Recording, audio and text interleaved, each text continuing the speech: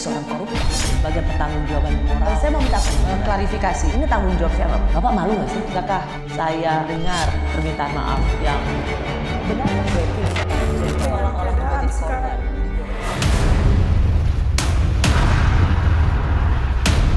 Assalamualaikum. Waalaikumsalam, Pak. Sehat, Pak. Terima kasih, Pak Menteri.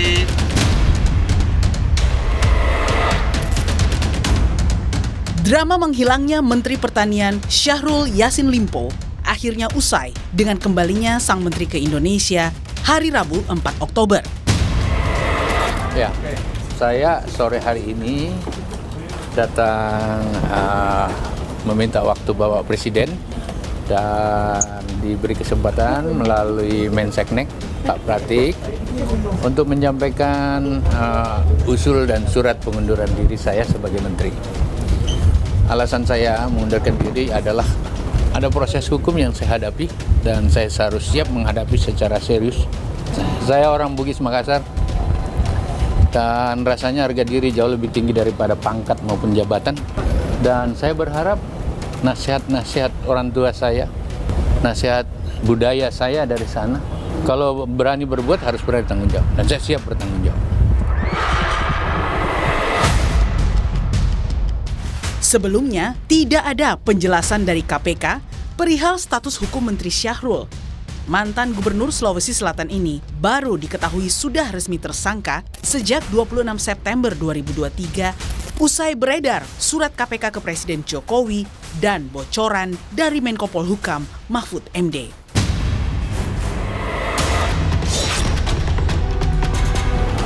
Sebelumnya, KPK menemukan uang senilai 30 miliar rupiah dalam pecahan mata uang asing dan 12 senjata api dalam penggeledahan di rumah dinas Menteri Syahrul pada Kamis 28 September. Penggeledahan ini merupakan pengembangan kasus dugaan pemerasan jabatan, gratifikasi, hingga pencucian uang di lingkungan Kementerian Pertanian. Selain temuan barang bukti, KPK menyebut ada pihak yang berusaha menghancurkan sejumlah dokumen. Imbasnya, mantan juru bicara dan penyidik KPK, Febri Diansyah dan rekannya Rasa Mala Aritonang dipanggil KPK. Jadi yang dikonfirmasi adalah draft pendapat hukum. Nyataan jubir KPK tentang penggeledahan di Kementan tentang adanya orang-orang yang mencoba menghancurkan dokumen, itu perlu kami tegaskan tidak ada kaitannya dengan hal tersebut. Desas-desus Menteri Pertanian terjerat korupsi semakin menguat sejak Syahrul Yassin Limpo diperiksa KPK pada 19 Juni lalu. KPK juga telah meminta keterangan 49 pejabat dan ASN di Kementerian Pertanian. Hari ini saya memenuhi panggilan itu secara baik. Dan alhamdulillah panggilan ini sudah jalan. Dan saya sudah diperiksa secara profesional, saya terima kasih. Dan saya tetap akan kompromi, akan kooperatif, kapanpun dibutuhkan saya siap. Saya tidak pernah menyebutkan angka 500 juta kepada kamu. Dugaan korupsi yang menyeret mentan Syahrul menambah deretan Menteri Jokowi yang terjerat korupsi. Sebelumnya, ada mantan Menkominfo yang juga rekan satu partai Syahrul di Nasdem, Johnny G. Plate. Ia kini terdakwa kasus korupsi BTS 4G Kominfo yang merugikan negara 8,3 triliun rupiah. Kamu ngarang.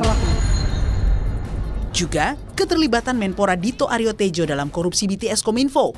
Dito disebut-sebut menerima 27 miliar rupiah untuk melancarkan proyek tersebut. 27 M. Sama siapa? Pada saat itu saya tahunya namanya Dito saja. Dito apa, Pak? Dito itu macam-macam. Belakangan saya ketahui namanya Dito Aryo Tejo. Tak hanya korupsi di Kominfo, Kementerian Perdagangan juga tak luput dari aroma korupsi. Selasa 3 Oktober, Kejaksaan Agung menggeledah kantor yang dinahkodai Zulkifli Hasan karena terkait dugaan korupsi impor gula yang melebihi batas pada periode 2015 hingga 2023. Mendak itu kan memang saya masuk badai yang sampai sekarang belum kelar ya.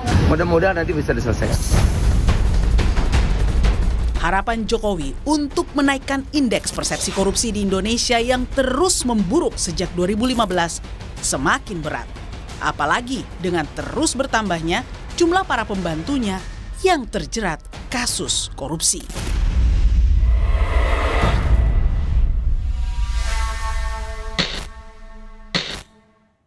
Saya sudah bersama advokat senior Profesor Todung Mulya Lubis.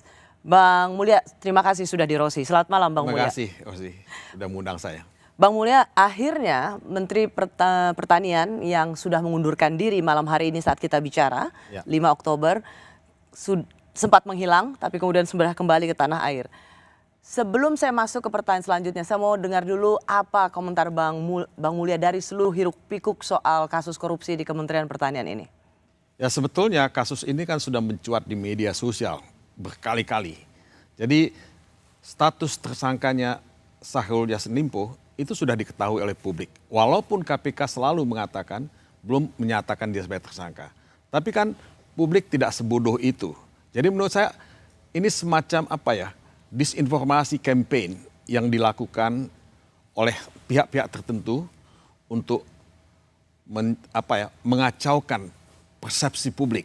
Tapi buat saya yang paling penting adalah ini bukti KPK itu sebetulnya semakin kehilangan soliditasnya, semakin kehilangan kekompakannya, semakin tidak punya gigi dan semakin banyak masalah dengan KPK. Jadi pelemahan KPK yang dilakukan oleh pihak DPR dan pemerintah sebetulnya itu adalah satu hal yang sangat merugikan perjuangan kita memberantas korupsi. Dan inilah hasilnya. Ini hasilnya salah satu. Nah, saya menulis buku, Ros, yang judulnya War on Corruption, an Indonesian Experience. Ini buku baru terbit 2 bulan yang lalu. Buat saya, perang melawan korupsi itu tidak akan pernah selesai. Ya. Dan semakin sulit untuk perang melawan korupsi sekarang ini dalam kondisi yang sekarang ini. Di Indonesia? Di Indonesia.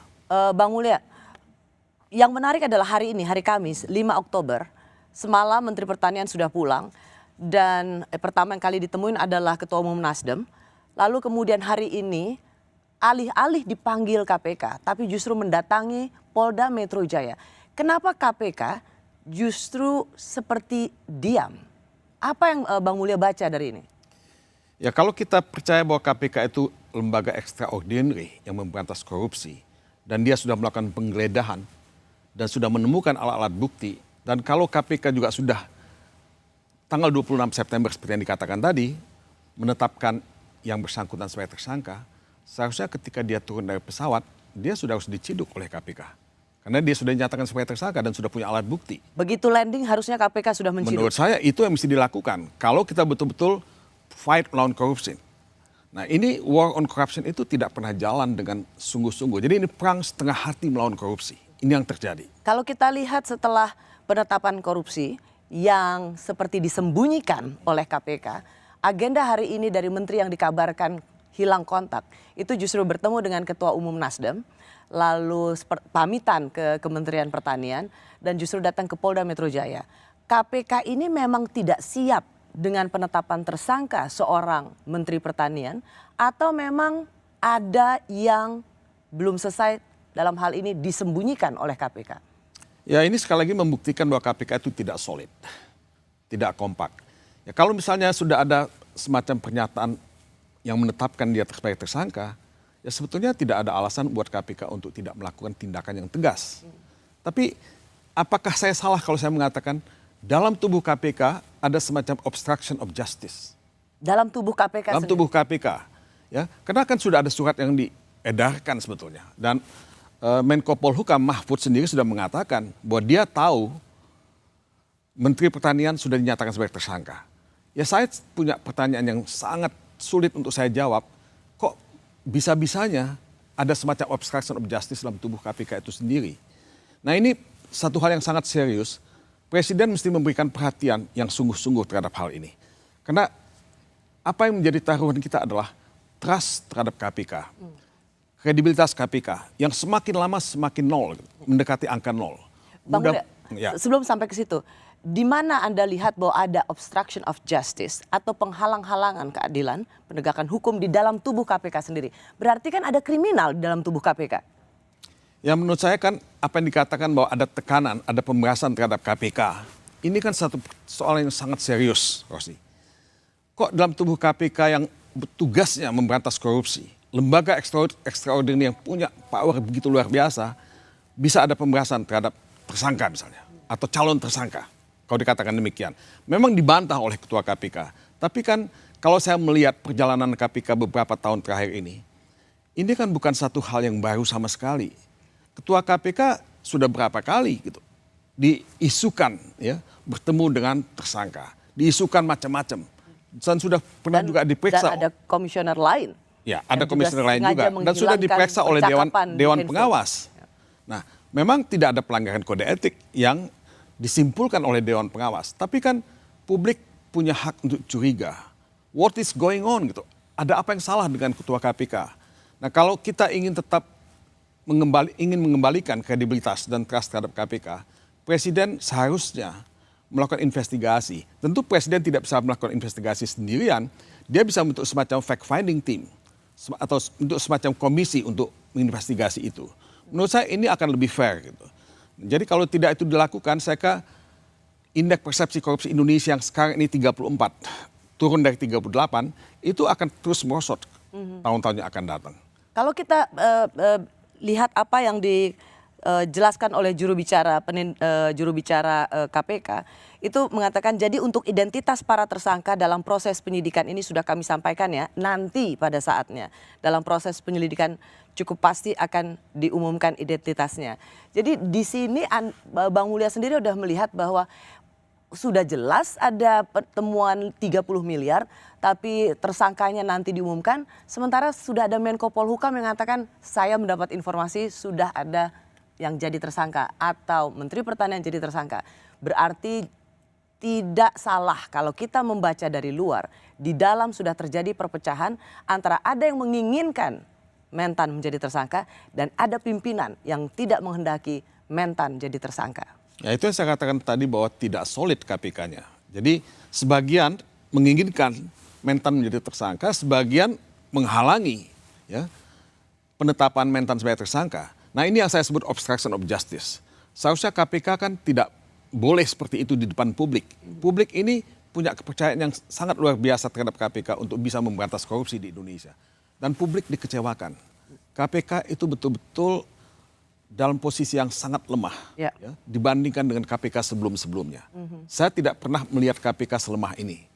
Padahal kita sudah punya Dewan Pengawas. Dewan Pengawas ini sebetulnya punya mandat, punya kewenangan, punya kekuasaan untuk bisa melakukan koreksi terhadap kelemahan-kelemahan dan kesalahan-kesalahan yang dilakukan oleh KPK. Tapi itu tidak dilakukan. Jadi saya tidak pernah bisa paham untuk apa kita punya Dewan Pengawas. Ya. Kalau itu bubarkan aja Dewan Pengawas KPK. Dalam hal ini ketika terungkap soal penetapan tersangka oleh Menko Polhukam, saya rasa publik berutang pada Menko Polhukam. Karena kalau tidak ada statement dari itu, maka kemudian tidak ada terus terbuka peristiwa ini yang sebenarnya dapat kita baca sengaja ditutup-tutupi oleh KPK. Kita akan kembali lagi Bang Mulya, karena KPK rupanya sudah menetapkan Syahrul Yassin Limpo sebagai tersangka sejak 26 September. Tapi tidak kunjung diumumkan ke publik. Mengapa informasi ini seperti sedang disembunyikan oleh KPK? Ada apa di dalam internal KPK? Bahwa dia sudah tersangka, ya saya sudah dapat informasi. Malah sejak kalau expose-nya itu kan udah lama ditawan tersangkanya, tapi resminya ketersangkaannya itu ya sudah dikeluarkan lah. Kapan Pak tersangka? Oh, nanti tanya ke sana aja. Saya masih bersama praktisi hukum senior yang pernah masuk ke dalam daftar 100 pengacara terbaik di dunia versi majalah The International Who's Who of Business Lawyers tahun 2007, Profesor Todung Mulya Lubis. Bang Mulya, ya. Kita tahu bahwa Pak Menko kemarin mengatakan soal ini dan kita semua terkaget-kaget karena di media sudah ada penetapan tersangka tapi KPK diam 1000 bahasa. Baru setelah Menko Polhukam mengatakan saya dengar atau informasinya begitu yang menjadi tersangka. Nasdem mencibir Menko Polhukam dengan mengatakan oh sejak saya baru tahu atau sejak kapan Pak Menko Polhukam menjadi juru bicara KPK. Tapi menurut Anda apakah yang dilakukan Pak Menko Polhukam Profesor Mahfud ini adalah sesuatu yang dibutuhkan oleh publik atau offside? Publik itu punya hak untuk tahu mengenai apa yang dilakukan oleh KPK dalam memberantas korupsi. Dan sebetulnya apa yang dikatakan oleh Menko Polhukam, Mahfud MD, itu juga sudah beredar di media sosial. Nah, dalam konteks ini, saya kira Mahfud hanya melakukan pengulangan dan penjustifikasian terhadap apa yang sudah dilakukan oleh KPK. Dan menurut saya publik berhutang budi kepada Mahfud. Seperti yang tadi saya katakan, publik justru berutang pada Pak Mahfud karena ialah yang kemudian membenarkan bahwa ya, Menteri Pertanian sudah jadi tersangka ketika KPK tidak bisa diharapkan untuk mengumumkan itu. Ya, saya kira Mahfud sudah menjalankan tugasnya sebagai Menko Polhukam. Dia tidak bisa dituduh sebagai juru bicara KPK. Ya, menurut saya tidak fair untuk melakukan itu karena menjaga keamanan politik dan hukum itu bagian dari mandat Menko Polhukam sebetulnya. Menurut saya kalau dia punya informasi dan dia tahu bahwa sudah ada penetapan tersangka, tidak ada salah Mahfud MD mengatakan seperti itu. Dia justru punya kewajiban untuk menyatakan itu. Bang Mulya, yang menarik adalah kita tahu watak Pak Mahfud. Ia seorang yang sangat belak-belakan dan ia ngegas kalau dia tahu ada sesuatu yang salah terutama di bidang penegakan hukum. Apakah Anda bisa membaca bahwa kenapa Pak Mahfud ini sengaja membocorkan atau sengaja membuka soal penetapan tersangka ini karena memang melihat ada sesuatu yang lagi ditahan-tahan oleh KPK. Ada sesuatu, sekali lagi saya harus katakan terminologi, ada yang lagi disembunyikan oleh KPK. Ya, saya kenal Mahfud cukup lama dan saya tahu memang dia orang yang sangat konsekuen. Ya. Kadang-kadang dia terlalu cepat untuk menyatakan sesuatu, tapi menurut saya dalam banyak hal dia punya insting yang sangat bagus ya untuk meluruskan keadaan, untuk fight melawan korupsi, untuk menegakkan konstitusi dan sebagainya. Nah, kenapa dia melakukan itu sekarang dengan sangat terbuka kepada publik? Ya, kalau ada yang mengatakan bahwa dia mencium ada upaya untuk menutup-nutupi, saya kira sih tidak ada yang salah dengan kecurigaan semacam itu. Karena tadi dinyatakan penetapan tersangka itu sudah dilakukan tanggal 26 September. Tapi setelah itu kan tidak ada apa-apa. Presiden sudah mendapat pemberitahuan katanya. Ini dari media-media sosial diumumkan. Kita akan bisa kasih lihat nanti suratnya dan tanggal jadi pengirimannya. Kalau fakta-fakta ini sudah diketahui dan disiarkan di media sosial, menurut saya publik punya hak untuk bertanya, ada apa dengan KPK? Apakah KPK menyembunyikan sesuatu? Ya, Bang Mulya, kalau kita lihat di layar, ini adalah surat yang dikirimkan oleh pimpinan KPK ke Presiden Republik Indonesia. Dan di situ ditandatangani oleh Wakil Ketua KPK Nurul Gufron. Isi dari surat itu kira-kira memberitahukan kepada Presiden bahwa Menteri Pertanian Bapak Yassin Limpo itu sudah ditetapkan sebagai tersangka tanggal 26 September. Baru kemudian ada penggeledahan di rumah Menteri Pertanian dan kita temukanlah skandal 30 miliar. Artinya kan udah lama banget 26 miliar Presiden saja udah dikasih tahu. Lalu kenapa publik tidak dikasih tahu? Nah, pertanyaan saya Bang Mulya, yang menandatangani adalah Wakil Ketua KPK. Apakah ini lazim, wajar? Ya, saya tahu bahwa pada waktu itu Ketua KPK sedang tidak berada di Indonesia. Ya, katanya dia sedang di Korea Selatan waktu itu. Ya, tentu Wakil Ketua KPK punya kewenangan untuk melakukan itu. Tapi pertanyaannya, kenapa ditandatangani ketika Ketua KPK tidak ada?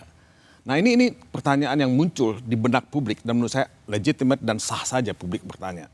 Nah, ini yang tadi saya ingin ulangi kembali, ketidaksolidan dalam pimpinan KPK itu sendiri yang mungkin betul-betul dirasakan oleh publik, dicurigai oleh publik, what is going on dengan KPK.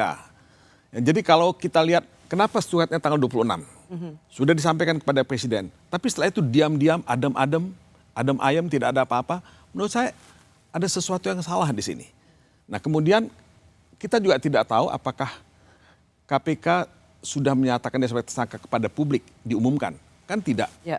Jadi KPK malah saya lihat dalam statement yang disampaikan oleh juru bicaranya di depan publik, ya belum ada pernyataan seperti itu yang menyatakan dia sudah jadi tersangka. Jadi menurut saya ada sesuatu yang salah. Apakah ada yang ingin menghalangi dalam tubuh KPK?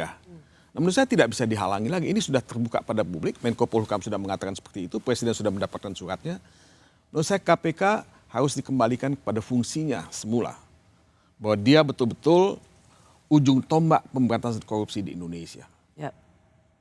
Karena apa yang menjadi temuan KPK dalam penggeledahan, Bang Mulya mungkin bisa menambahkan karena Bang Mulya termasuk orang yang selalu ikut dalam panitia seleksi pimpinan KPK. Kalau kita lihat soal penggeledahan di rumah Menteri Pertanian, itu angka terbesar sepanjang sejarah penggeledahan, betul? 30 miliar, termasuk ditemukannya 12 senjata api. Jadi ini seharusnya kasus yang nggak main-main. Begitu ada penggeledahan, apakah memang KPK bisa dong ya langsung menetapkan, meskipun apakah KPK terlalu takut kalau orangnya tidak ada di tanah air sehingga takut terburu-buru menetapkan sebagai tersangka? Apakah dengan penggeledahan itu sudah bisa langsung KPK umumkan sebagai tersangka? Ada angka 30 miliar cash di rumah Menteri Pertanian. Ya, persyaratan dalam hukum itu kan kalau KPK sudah punya alat bukti yang cukup kuat, ya, 2 alat bukti minimal. Dia sudah punya alasan hukum dan dasar hukum untuk menyatakan seseorang sebagai tersangka. Oh, buktinya 26 September sudah dilaporkan pada Presiden. 26 September sudah bukan penetapan sebagai tersangka. Ya, dilaporkan ke Presiden. Dilaporkan pada Presiden tanggal 29 kalau saya tidak salah. Ya. Nah, itu kan sudah, ini kita udah bulan Oktober deh, Rosi. Nah, menurut saya sudah diketahui oleh publik, ya, dan sudah punya dasar hukum yang sangat kuat KPK untuk ya menetapkan dia sebagai tersangka. Dan tadi saya sudah mengatakan bahwa loh, kalau sudah seperti itu, ketika dia turun dari pesawat, dia sudah bisa ditangkap oleh KPK. Kenapa KPK tidak melakukan itu? Ya. Nah, ini saya juga tidak mengerti kenapa KPK begitu lamban dan begitu ya seperti gamang dalam menghadapi kasus semacam ini. Orang kemudian berspekulasi karena sekarang KPK sudah menjadi ASN, apakah pengumuman itu harus menunggu lampu hijau dari istana? Saya kira sih, setahu saya tidak perlu menunggu lampu hijau dari istana, tapi kan sudah etikanya sudah disampaikan kepada Presiden. Sebuah surat yang menyatakan bahwa Mentan dinyatakan sebagai tersangka. Kalau itu sudah dilakukan, KPK tidak perlu menunggu lampu hijau dari Presiden dong. Yang memang kalau kita mau kembali ke soal Menteri Pertanian yang hari ini Kamis 5 Oktober sudah memberikan konferensi pers, sudah menghadap Mensesnek untuk mengundurkan diri. 30 miliar tunai dengan 12 senjata api. Ini sebuah skandal yang luar biasa besar. Tetapi kemudian yang juga disayangkan ada kasus lain yaitu pemerasan, dugaan pemerasan yang dilakukan oleh pimpinan KPK. Saya ingin coba Bang Mulya menjelaskan dulu. Kalau KPK menemukan 30 miliar cash dan ini adalah sejarah terbesar dalam penggeledahan KPK, itu biasanya muaranya dari apa? Karena KPK mengatakan 1, jual beli jabatan, gratifikasi, dan TPPU. Pengalaman pemberantasan korupsi itu biasanya apa muaranya? Ya, sebetulnya kalau kita lihat statistik KPK, ya, gratifikasi itu bukan yang nomor 1. Ya. Yang paling banyak itu bribery, penyuapan, dan pengadaan. Gratifikasi di bawah itu. Tapi kalau kita bicara mengenai ya ini jabatan yang diperjualbelikan dan ada angka 30 miliar. Kalau itu yang dimaksudkan, ini gratifikasi yang paling dahsyat yang saya tahu. Kalau itu betul ya untuk gratifikasi, untuk jual beli jabatan. Nah, jadi menurut saya ini sudah lebih dari cukup buat KPK untuk mengambil tindakan yang tegas terhadap yang bersangkutan ya ketika dia turun dari pesawat terbang ya. Karena itu ya sangat sangat dahsyat ya, sangat masif dan publik itu tentu ya tidak akan percaya ya. Kok bisa ada 30 miliar ditemukan di sebuah dalam penggeledahan KPK. Nah, yang saya tidak tahu kenapa KPK begitu enggan, begitu takut, begitu ambivalen dalam hal ini. Ya. Sehingga dugaan adanya pemerasan oleh pimpinan KPK menjadi suara-suara keras juga, mengingat respons yang diberikan oleh KPK terhadap 30 miliar ini kok adem ayem, tidak meresponsnya sebagai sebuah perkara yang extraordinary. Kita akan bahas ini Bang Mulya karena Menko Polhukam sekali lagi Profesor Mahfud MD sampai harus membocorkan soal status tersangka Yassin Limpo yang tak kunjung diumumkan KPK. Apakah ini ada kaitannya dengan informasi soal dugaan pemerasan oleh pimpinan KPK? Salah satu yang saya selesaikan hari ini adalah mendatangi atau diminta oleh Kapolda Jaya untuk menyampaikan keterangan-keterangan yang terkait dengan hal-hal yang dilaporkan oleh masyarakat berkait dengan adanya hal-hal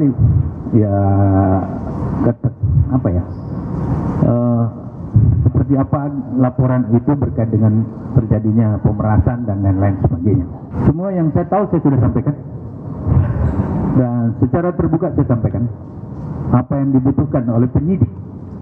Dia dihadapi oleh banyak banget tadi dan prosesnya berlangsung cukup panjang, hampir 3 jam gitu. Saya capek banget, sebentar saya baru pulang. Saya masih bersama advokat senior yang juga merupakan salah satu tokoh di balik berdirinya organisasi anti korupsi Indonesia Corruption Watch dan Transparency International Indonesia, Profesor Todung Mulya Lubis. Bang Mulya, jadi sepulangnya Pak Yassin Limpo ini, ia memilih untuk memenuhi panggilan ke Polda Metro Jaya karena memang dari keterangannya tidak ada, nggak dipanggil sama sekali oleh KPK. Dan kalau kita lihat pemanggilan itu, kalau ada surat yang juga kami terima, kita lihat itu surat yang memanggil saksi. Saksi ini adalah ajudan dari Menteri Pertanian, Saudara Panji Haryanto. Dan kemudian lalu ada driver atau supir dari Menteri Pertanian atau waktu itu sebagai Menteri Pertanian. Apa kasusnya? Sebagai saksi atas dugaan pemerasan oleh pimpinan KPK. Itu di bulan Agustus. Berarti kalau ada laporan soal pemerasan yang dilakukan oleh pimpinan KPK dan Polda Metro Jaya melakukan pemanggilan pada saksi, yaitu ajudan dan driver atau supir dari Menteri Pertanian, artinya kasus itu memang sedang diselidiki oleh polisi. Nah, pertanyaan saya adalah, ini kalau benar ini serius didalami oleh Polda Metro Jaya, ini juga satu skandal besar yang dilakukan oleh pimpinan KPK memeras seorang calon tersangka supaya tidak dijadikan tersangka. Tuduhan terhadap pimpinan KPK yang melakukan pemerasan memang sudah dibantah oleh ketua KPK itu sendiri. Tapi kan tuduhan itu sendiri didengar oleh publik, diketahui oleh publik. Dan tuduhan itu tidak bisa didiamkan. Kalau sudah ada 2 orang yang diperiksa oleh kepolisian Metro Jaya yang ditengarai mengetahui ya, ada pemerasan seperti itu. Ya. Menurut saya ini ketua KPK yang paling banyak masalah. Saya tidak pernah menemukan ketua KPK sebelum ketua KPK yang sekarang yang punya masalah seperti ini. Dan ini kan bukan masalah satu-satunya yang dihadapi, karena sebelumnya sudah ada pemeriksaan dari Dewan Pengawas. Jadi menurut saya kredibilitas wibawa KPK dipertaruhkan dengan isu pemerasan semacam ini. Dan ini mesti dibongkar dengan tuntas. Karena kalau saksi yang diperiksa untuk kasus dugaan pemerasan oleh pimpinan KPK dan yang diperiksa itu adalah supirnya Menteri Pertanian, ajudannya Menteri Pertanian, Menteri Pertaniannya sedang kena kasus, itu ya berarti yang diperas adalah Menteri Pertanian dong ya. Makanya nggak heran lama banget dijadiin tersangka. Ya logikanya seperti itu. Bahwa ya di rumah Mentan sendiri ditemukan uang 30 miliar. Itu juga satu jumlah yang luar biasa gitu. Dan itu juga tidak bisa dibiarkan. Ya. Tapi kan pertanyaannya, kenapa KPK tidak memanggil ya, Mentan ketika dia kembali? Ya. Ini juga satu pertanyaan yang sulit untuk difahami. Ya. Kenapa tidak dipanggil? Kenapa justru Mentan itu ke polisi misalnya? Jadi dua-dua ini harus dibongkar dengan tuntas kalau kita ingin mengembalikan marwah KPK. Mengembalikan semangat pemberantasan korupsi kita. Jadi dalam banyak percakapan Bang Mulya, ketika Menteri Pertanian yang rumahnya digeledah dan ketemu duit 30 miliar lebih memilih ke Polda Metro Jaya untuk memberikan keterangan soal pemerasan yang dilakukan oleh pimpinan KPK, sementara KPK-nya nggak ngapa-ngapain, lalu kemudian muncul kalimat Yassin Limpo sedang menantang KPK. Oke, saya jadi tersangka, tapi saya juga akan bongkar bahwa di antara kalian ada yang memeras saya. Yassin Limpo sedang melawan KPK. Apakah ini sesuatu yang kita butuhkan? Ya, no one win kalau begitu. Yang rugi kan kita semua. Tapi menurut saya kedua-duanya mesti dibongkar. Dua-duanya harus dibongkar. Dua-duanya harus dibongkar. Jadi tidak bisa ada impunitas dalam kedua kasus ini. Nah, saya melihat Dewan Pengawas ya yang semakin tidak berdaya menghadapi pimpinan KPK. Menurut saya dengan asas praduga tidak bersalah yang kita tetap hormati, tidak ada salahnya kalau Presiden turun tangan membenahi KPK. Saya dulu pernah diangkat oleh Presiden SBY ketika ada kasus Cicak versus Buaya. Ya, ketika 2 komisioner KPK ditahan oleh pihak kepolisian untuk melakukan investigasi dan fact finding. Nah, ini kasus yang sangat serius.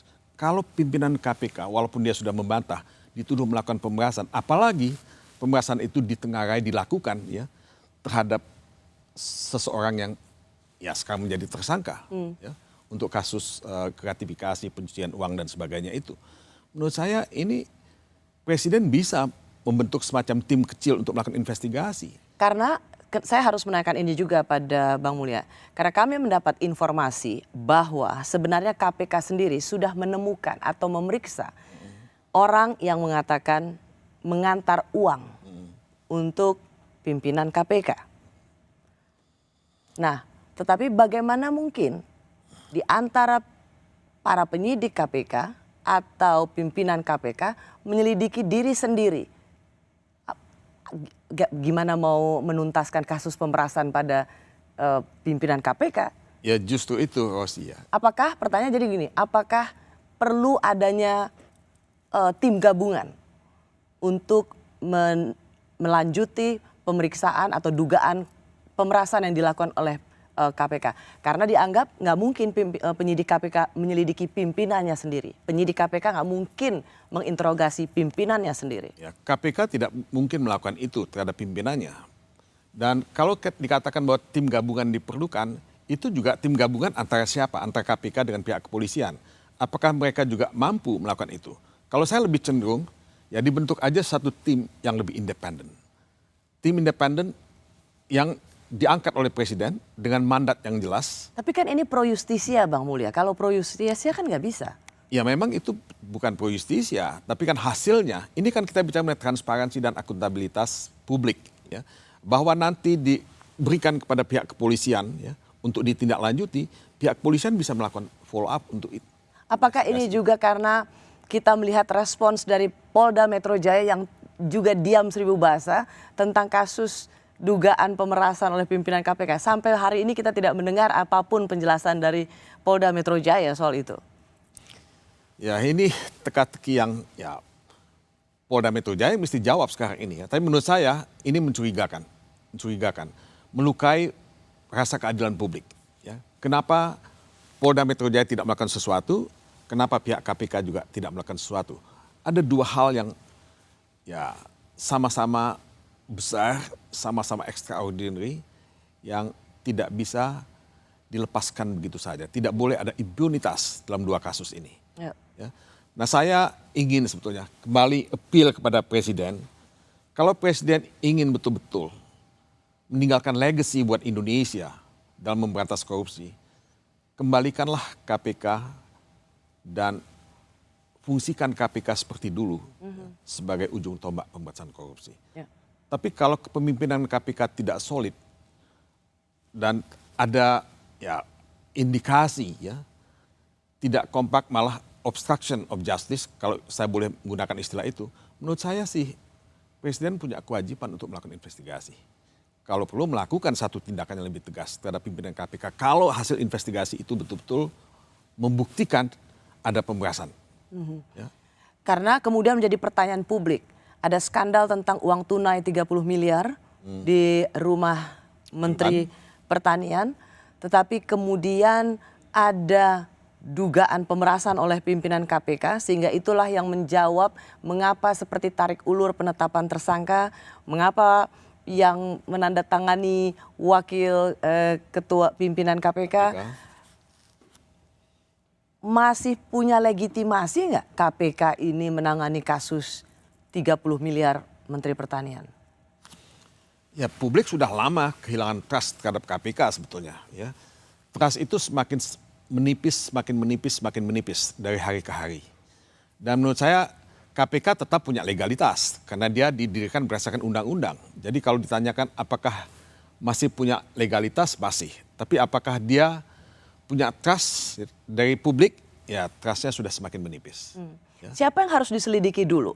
Mencari siapa yang memeras tersangka Yassin Limpo yang dilakukan oleh pimpinan KPK atau 30M-nya dulu? Mana yang harus lebih didahulukan atau diprioritaskan? Ya, dua-duanya mesti diprioritaskan.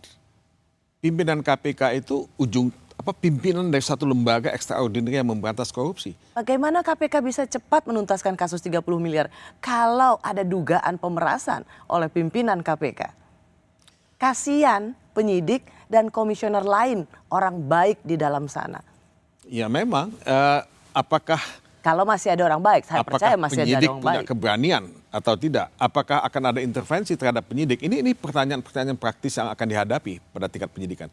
Tapi apakah kita tidak percaya bahwa ada ya pihak-pihak dalam tubuh KPK yang juga ingin melakukan penyidikan dan pembersihan total dalam KPK misalnya? Mungkin tidak 100% total. Nah, ketika Wakil Ketua KPK menandatangani surat penetapan tersangka, sebetulnya kita melihat ada satu harapan di sana. Bahwa KPK ingin menuntaskan kasus ya dugaan korupsi yang dilakukan oleh Mentan. Nah, tapi kan tidak segampang itu ternyata. Ada pimpinan yang lain yang mungkin ya tidak sepaham dengan itu. Tapi menurut saya, maka ditunggu pada saat sedang kalau lagi di Korea. presiden ya ingin melakukan sesuatu dan ada tudingan terhadap pimpinan KPK yang melakukan pembahasan, pimpinan KPK sekarang mesti nonaktif untuk sementara. Selama investigasi ya penyelidikan itu dilakukan. Oke. Ya. Dan itu sumbernya adalah Polda Metro Jaya. Siapa yang dilaporkan dengan karena kita belum tahu pimpinan KPK. Nah, itu harus dikejar siapa yang dituduhkan melakukan pemerasan pada Yassin Limpo supaya tidak dinaikkan statusnya sebagai tersangka dan dia harus nonaktif sebagai pimpinan KPK. Ya sebetulnya sih yang saya tahu adalah Ketua KPK sudah membuat bantahan bahwa ada pembahasan yang dilakukan oleh pimpinan KPK terhadap Yassin Limpo. Ya, paling tidak itu indikasi ya yang bisa kita baca ya, di media ya atau di televisi misalnya. Jadi ya dia mesti diinvestigasi. Ya. Bantahan dia kan tentu dia akan pasti membantah ya. Tapi kan kalau sudah ada 2 orang yang diperiksa oleh di kepolisian Metro Jaya, menurut saya kan ada ada awal ya pembuktian yang bisa dilakukan di sini. Ya. Awal tahun lalu Presiden Jokowi merespon serius anjloknya indeks persepsi korupsi Indonesia. Belakangan sejumlah menteri Jokowi justru terjerat kasus korupsi. Pemerintah tidak akan campur tangan terhadap penegakan hukum dan aparat penegak hukum harus profesional dan sesuai dengan hukum yang berlaku. Pemerintah mengikuti secara cermat beberapa survei sebagai bahan masukan untuk perbaikan, antara lain Indeks Demokrasi Indonesia, Indeks Persepsi Korupsi, Indeks Negara Hukum, Global Competitiveness Index, dan Indeks Persepsi Korupsi yang menjadi masukan bagi pemerintah dan juga bagi aparat penegak hukum untuk memperbaiki diri.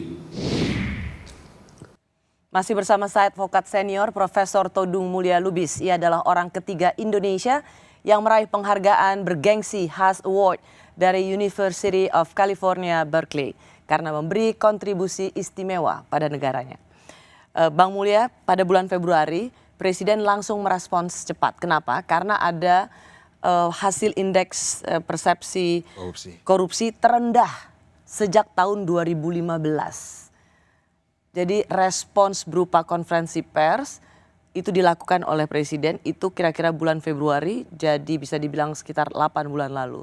Tetapi per bulan ini kalau kita lihat ada Kominfo yang terjerat korupsi, lalu juga ada Mentan, ada penyebutan nama seorang menteri yang dengan uang sebesar 27 miliar, dan kemudian juga ada soal impor gula, maka Kejaksaan melakukan penggeledahan di kantor Kementerian Perdagangan. Apa yang Anda lihat dari politik pemberantasan korupsi di pemerintahan Jokowi? Saya khawatir bahwa indeks persepsi korupsi Indonesia akan lebih jelek lagi. Kalau kita melakukan survei, ya, seperti yang dilakukan oleh Transparency International. Nah, politik pemberantasan korupsi kita ini sudah mulai melemah ketika Undang-Undang KPK itu diamendmen, direvisi, ya, pada beberapa waktu yang lalu. Kewenangan KPK semakin dipreteli. Dewan pengawas dibentuk, tapi dewan pengawasnya ompong, tidak fungsional, ya, tidak punya gigi, dan pimpinan KPK tidak sesolid dan setangguh KPK sebelumnya. Nah, yang saya lihat juga ada rivalitas antara sesama penegak hukum. Saya bicara mengenai KPK, kepolisian, dan kejaksaan. Padahal ketiga lembaga penegak hukum ini kan seharusnya punya sinergi, bekerja sama. Kalau kita ingin mendapatkan hasil pemberantasan korupsi yang optimal.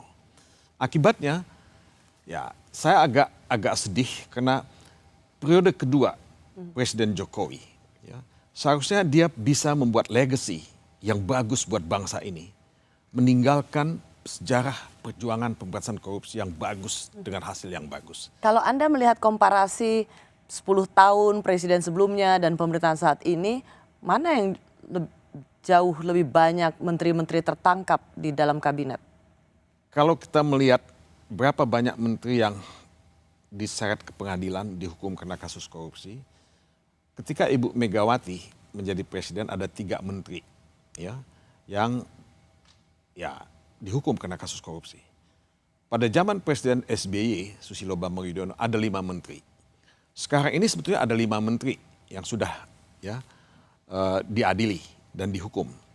Nah, kalau Yassin Limpo, ya, yang sekarang sudah dinyatakan tersangka, kemudian diadili dan dihukum, nah Jokowi melebihi prestasi yang dicapai oleh Presiden Susilo Bambang Yudhoyono. Tapi ini satir loh, satir sekali. Melebihi apa yang dicapai oleh Presiden SBY, yaitu mencetak menterinya terkena kasus korupsi. Saya bicara fact.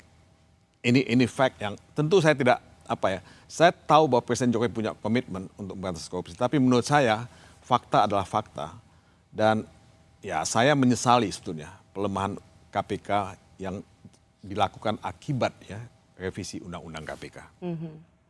Bang Mulya, kalau kita lihat dari sejarah menteri-menteri yang ditangkap karena kasus korupsi, itu mayoritas adalah menteri-menteri dari partai politik. Apakah ini memiliki satu kesimpulan tersendiri atau menandai satu kesimpulan sendiri? Karena rata-rata semuanya adalah menteri-menteri dari partai politik, bukan kalangan profesional. Kita tidak pernah membentuk second cabinet di Indonesia ini. Jadi kabinet itu adalah kumpulan dari, ya, koalisi, ya, partai politik yang berkuasa. Nah, apakah kita memang mengangkat menteri karena meritokrasi? Ya tidak juga gitu. Ini kan, ya, arisan kekuasaan melalui partai-partai politik. Nah, kalau misalnya ditanya pada saya mengenai kenapa menteri-menteri dari partai politik, kita dihadapkan pada high cost politics. High cost politics yang butuh biaya besar, apakah untuk pemilu, apakah untuk, ya, membayar utang-utang ketika pemilu dan pilpres. Dan ini menurut saya, ya, akibatnya adalah abuse of power. Pada saat mereka ada di kabinet. Nah, abuse of power itu bukan semata-mata untuk memperkaya diri sendiri, tapi juga untuk membiayai roda politik dari masing-masing kekuatan politik yang ada. Baik. Bang Mulya, terakhir yang ingin saya tanyakan. Kasus 30 miliar ini ditemukan di rumah menteri adalah sebuah kasus atau skandal besar yang luar biasa. Itu pasti dolarnya dolar Singapura. Dolar Amerika. Dolar Amerika. Dan kemudian tetapi sekali lagi saya katakan skandal ini juga mengiring bersamaan dengan skandal pemerasan yang dilakukan oleh pimpinan KPK.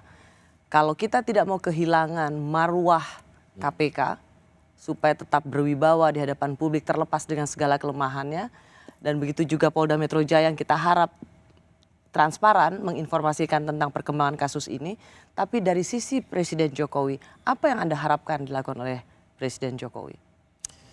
Ya, Presiden Jokowi akan menjadi presiden sampai Oktober 2024.